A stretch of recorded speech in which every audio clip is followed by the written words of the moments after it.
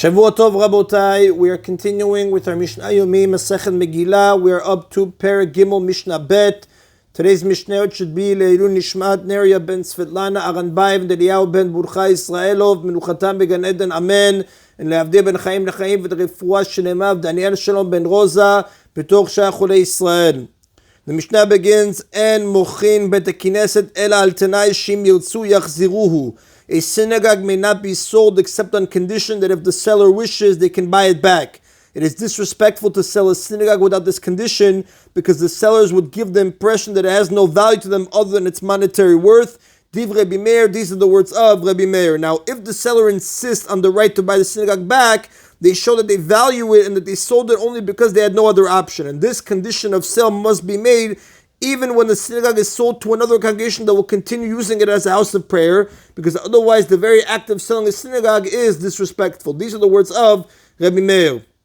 V'chachamim omrim, however, the sages disagree and they say, Mochrim oto mimkar olam. They may sell it permanently without a condition that they can buy it back, and this is allowed even when selling a synagogue to an individual. And the sages permit selling a public synagogue to an individual, like we learned in the previous Mishnah, chutz me'arba dvarim. Furthermore, they may sell it for any purpose except these four uses: lamerchatz, labusaki, latfilah, ulbet hamayim, as a bathhouse, a tannery, a mikveh, or a bathroom, because these uses are degrading. At the time of sale, a stipulation must be made that the buyer will not use the synagogue for any of these purposes. Now, the sages ban only these four uses. They allow selling a synagogue for any other purpose, even one that is not holy at all, because they hold that whenever a synagogue is sold, it loses its sanctity, because its sanctity is automatically transferred to the money that was used to buy it. And for this reason, they ruled in the previous Mishnah that a public synagogue may be sold to an individual. However, even after a synagogue has been sold and is no longer holy, the sages do not permit one to disgrace the building since it was once designated for prayer. Therefore, they forbid converting it to any of the facilities listed here because people appear in them unclothed or because bad odors emanate from them, because we know tanneries were foul-smelling because dung was used in the process of making animal skins into leather, so these they did not allow. The Rav does tell us, by the way, the halacha does not follow Reb Meir. The halacha follows the opinion of the sages that they may sell it permanently without the condition that they can buy it back, and they can sell it for any purpose except for these four purposes, like we said. Now, the next Tana disagrees with the sages' second point. Rabbi Yehuda says, Mochin oto l'shem chatzer, they may sell it to be used as a courtyard, v'lokeach ma sheyirtzeh ya'aseh, and the buyer may then use it as he wishes. As long as the sellers say that it will be used as a courtyard, the buyer may use it for whatever he wants, even the four degrading uses prohibited by the sages. Rabbi Yehuda is stating both a stringency and a leniency. On the one hand, he requires the sellers to say that they are selling it to be used for a non-sacred purpose, such as a courtyard. If they do not say this, Rabbi Yehuda says, the synagogue retains its holiness and may not be used for any purpose besides prayer. But B, on the other hand, provided that they do say it, the synagogue may then be used for anything, even a bathhouse and the other facilities forbidden by the sages. The Rav does tell us, V'nerchak Rabbi Yehuda, that Echad does not follow the opinion of Rabbi Yehuda. And the commentators try to explain, according to Rabbi Yehuda, a synagogue belongs to the category of Tashmishei Mitzvah, objects used for the purpose of mitzvot.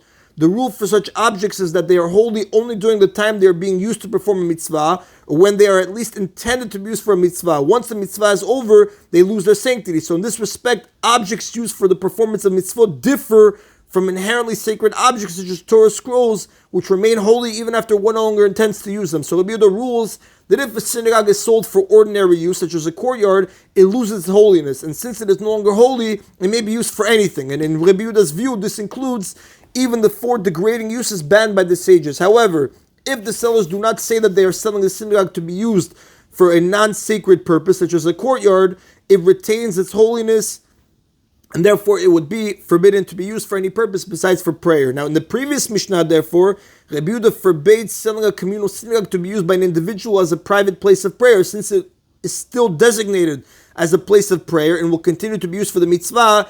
It retains the full holiness of a public synagogue and it therefore may not be sold to an individual whose private use of that synagogue does not rise to that level of holiness. But again, like we said, the Rav tells the halacha does not follow the opinion of Rabbi Yehuda. The halacha follows the opinion of the sages in both points that they made. And that is the end of Mishnah Bet.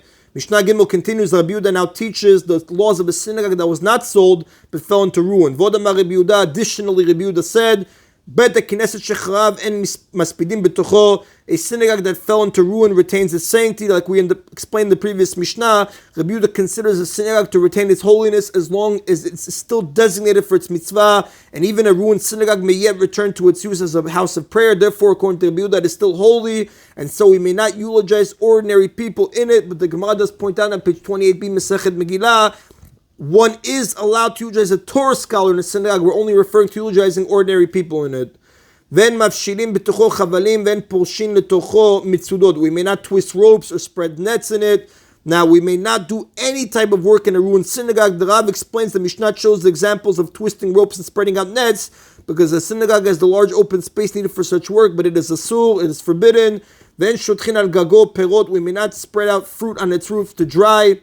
Then osinoto kapendaria, we may not use it as a shortcut, since the synagogue remains sacred even after it has fallen into ruin. These activities, which are forbidden in a standing synagogue because they are not appropriate in a house of prayer, are forbidden in a ruined synagogue as well. Shenemar, the Torah teaches that even a ruined synagogue is sacred, as it says in Vayikra, chapter 26, verse 31, Vashimoti et mikdeshechem, and I shall make your sanctuaries desolate. The Torah sometimes refers to a synagogue as a mikdash me'at, a minor sanctuary, as the Gemara says in page 29a. But this teaches us kidushatan av kshen shomemin. By calling them sanctuaries, the verse implies that they retain their sanctity even when they are desolate, chas v'shalom, when they lie in ruin. And now another law about a synagogue that lies in ruins: alu bo asavim lo yitlosh mipnei akmat nefesh. If grass grows in a ruined synagogue, one should not uproot it because it arouses anguish. When the people see their former synagogue overrun with grass, it will cause them distress and motivate them to rebuild it or pray that it will be rebuilt. And that's why the Rav points out, Lefikach, en asu eren laket asavim ulachile bema ulaabdam legamre, that the prohibition to uproot the grass is only if a person intends to feed it to his animals or to just remove it. But to uproot it and leave it in its place is allowed, because in this case it still arouses anguish. People are still going to see it, and it will motivate them to rebuild it or pray that it will be rebuilt. And that is today's Mishna Yomi. Everybody should have a Shavua Tov. Baruch Adonai Leolam. Amen v'amen.